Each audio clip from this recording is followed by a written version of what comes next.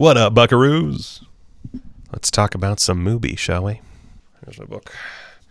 So, I'm going to start doing these weekly because otherwise I'll go crazy. If I want to talk about a specific movie, like for a prolonged period of time, I'll probably post it on my Patreon account. I know no one patronizes my commits patronage to my it doesn't matter. I know nobody uses my Patreon account yet, but it's one of those like building up content things, and I have other things to do with this channel, and I feel like if I keep just putting a ton of MUBI stuff on here, I'm just gonna lose subscribers somehow. So we're gonna do this once a week, ideally every Monday. It'll be MUBI Monday no matter what. This is going up at the very tail end of Monday, so it might actually not be fully processed until Tuesday. Does not matter. It's all arbitrary. Nothing in life matters. You die, nothing happens, etc. Anyway, so we already talked through Les Miserables. I got a little I had a bit of a backlog now. I haven't watched today's movie. So how we're going to do this is it's Monday through Sunday movies posted on Monday, and then the movie that comes out that Monday is part of the next review because, again, Monday through Sunday. That's how I'm going to do it. That gives me a little bit of extra time to actually make the video.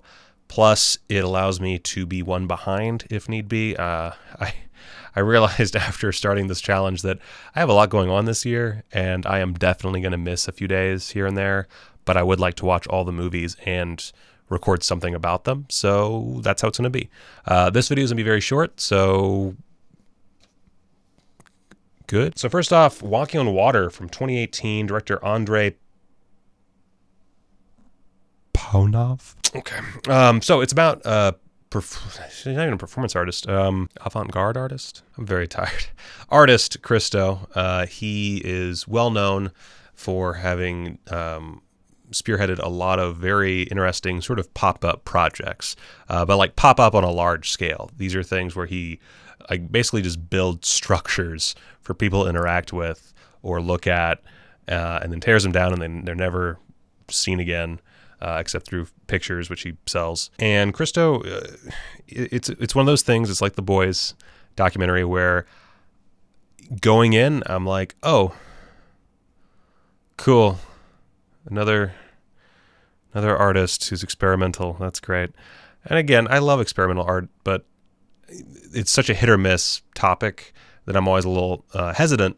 But this one actually turned out really well for me. And it's funny because I saw a lot of people not particularly jiving with this documentary, and I'm not sure why. It's one of those where they don't necessarily go into everything I would have liked. It could have probably been a 2.5 hour documentary and been great. They skip over a lot of technical aspects that I would have rather have seen. For example, they really don't go into the process of procuring the elements for the project. Oh, and the project, of course, is the floating pier. It was it's in this Italian lake, and I don't know why I'm blanking on the name, but it's in Italy. They had 3 basically piers, with 2 going to an island and another one going to a smaller island. And it's an amazing work of art. As Christo himself says, it's purely aesthetic. It's just to be seen. It's not a statement. He doesn't really make political or social statements beyond, environmental stuff. He does a lot of environmental things, but even this one, it's not terribly environment specific other than like showing off the environment. It allows people to walk on water, and that's, again, titled Walking on Water. And but a lot of people didn't, I would have liked to see more of the process. I would have liked to see more of what went into it. They take this little detour when a child goes missing during the opening of the floating piers. It's very silly because it doesn't actually lead anywhere. You don't see the child get reunited with her mother or anything. You just hear about it. And, it's a result of the overcrowding that's like the main problem that they deal with in the film, but meh on that subplot in this documentary. But overall, I really enjoyed it. I love the music. A lot of people hated the music. I love the music. I thought it worked really well with the film. And just watching Christo, this crazed Belgian man dealing with technology was amazing. I loved watching him work and interact with people. I could have watched more of it, but overall, solid documentary. I highly recommend it. Next up, The Nun from 1966. The Nun is based on a book directed by Jacques Rivette. Jacques Rivette? I don't know. So The Nun it's the first movie that really screwed me up in this challenge. It's a 2-hour, 20-minute French drama about a young woman who goes and becomes a nun against her will and her attempts at getting out of it. And it kind of plays like if the Marquis de Sade decided to write a book without any sex or limbs being lopped off or anything like that. If the Marquis de Sade went straight, it would be this story. I thought it was a great film. It was not great the day that I first tried to watch it because I was very tired. I was bereft of sleep, and that's not conducive when you're watching a 2.5-hour French drama about nuns. But once I actually sat down and was able to watch it with my full attention, it was really excellent. It definitely, the back half is the better portion, although I did have some problems. It starts off a little slow, but after about, at worst, 50 minutes, it picks up steam considerably and actually moves at a pretty respectable pace. Basically, the film follows this nun, Suzanne, and she deals with 3 separate Mother Superiors. One is like Bueno. She's like the mother she never had. There's the kind of not evil nun, but nun who wants to cause her mental abuse. And then there is the third nun who is a total what the fuckery. She is mother predatory lesbian basically, and it's fascinating. Just like she walks in and she just has like all these this frilly, overly sexual nun's outfit with like a bodice and everything. It's a strange character. I don't know if that actually existed back then or if that's like the movie being weird, but the nun is she's played by Anna Karina. The character's name is Suzanne, but she's played by Anna Karina, who died fairly recently, and was she was a major French actress. And here she puts in a stellar performance. She feels vulnerable. You feel bad for her. You want to see her get by. And I think the script does her a lot of favors because it would be so easy for a story like this to be kind of black and white, to have your main character not really be a believer, but be thrown into this nunnery and, she's against all of it. But Suzanne actually, she is a God-fearing woman. Like she, as far as the faith aspect, is perfectly suited to the position as a nun. The problem is she doesn't like the nun lifestyle, and it's not, it's not for her. And she wants out, and there's all kinds of reasons why she's put in there that are family reasons, reasons that she can't get out very easily, and then finally reasons that she probably should have stayed. It's an interesting story. There's some weird editing that took me off guard, especially near the end. I think the last 15-20 minutes is exceptionally rushed. I'm not sure why that is. I don't know if maybe that was part of the censorship of the time. I know that it had a bit of a uphill battle with the French distribution. I know that people didn't particularly care for how it portrayed the Catholic Church, which honestly I think it portrays the Catholic Church pretty well. It portrays nuns less well, but the Catholic Church actually isn't that bad in this movie. It's not great. It does, there's some bad shit that happens, but it's mostly about confining yourself to a lifestyle that isn't for you and forcing yourself to be a part of it and how that can go awry. The third Mother Superior is my favorite in that regard because she really shows that, even for people who accept the lifestyle, it's not necessarily for them, and it's a nice juxtaposition with Suzanne's character. And finally, Tower. Tower is another rotoscope movie. I feel like we're just knee deep in rotoscope movies, and it's one that took me a second to appreciate, but it actually wound up being my favorite of this batch of movies. So Tower, it's from 2016, director Keith Maitland, and it's oddly enough, it's an event that takes place in 1966, the year that The Nun came out, which is weird. I don't know if that was on purpose or not, but It follows the events of the University of Texas tower shooting in 1966, and man, man. So obviously this is prescient because of shootings, and the last 10, 15 minutes really goes more in depth into how this story relates to present day shootings. Definitely worth a watch just for that. But the first 10, 15 minutes, I was very uncertain about this movie. I was actually ready to straight up not like this movie. With Tehran Taboo, we bore witness to a very, very good rotoscope movie. It was great rotoscoping. I wouldn't say perfect, but pretty close to perfect rotoscoping for a movie.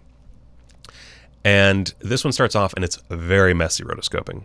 It's very messy. It's still obviously a lot of work. I commend any filmmaker who is willing to do that. It seems like a giant pain in the ass, but it does not look great at first. But then as the movie goes on, you actually get a pretty it feels right. It's proven its style. The editing mixes in the rotoscope footage with real life interviews, with archive footage, with images from the day of. And once it's all mixed together, it's actually really great, like crazy good. And the roughness of the animation actually kind of puts you into this mindset of everything going awry, of everything's falling apart. It's just pure madness, chaos. It really gets the tone across. And perhaps the most important thing that the rotoscoping does, and this format that the filmmakers chose, is it gets us into the heads of the people who were victims that day. And that's really what this documentary is about, is the victims. It's not about the shooter. In fact, unless I missed it, which I don't think I did, they never once show the shooter on screen. It's all about the victims. And I saw at least one review complain about that it doesn't give you like the full picture. But, sometimes I complain about that too. In this instance, it actually is the perfect way of taking on the subject matter, partially because it gives you an interesting point of view for the shooting, but more importantly, because it winds up talking about current mass shootings. What we often find in the media is they will focus on the killer, like, well, what did he have for breakfast that morning? And here they don't focus on the killer much at all. There's a little bit of talk about him near the end, but even that is really more about the victims and them coming to terms with it.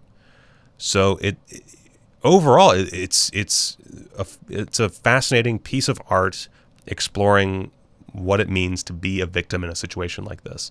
And it was when they started talking about Claire Wilson.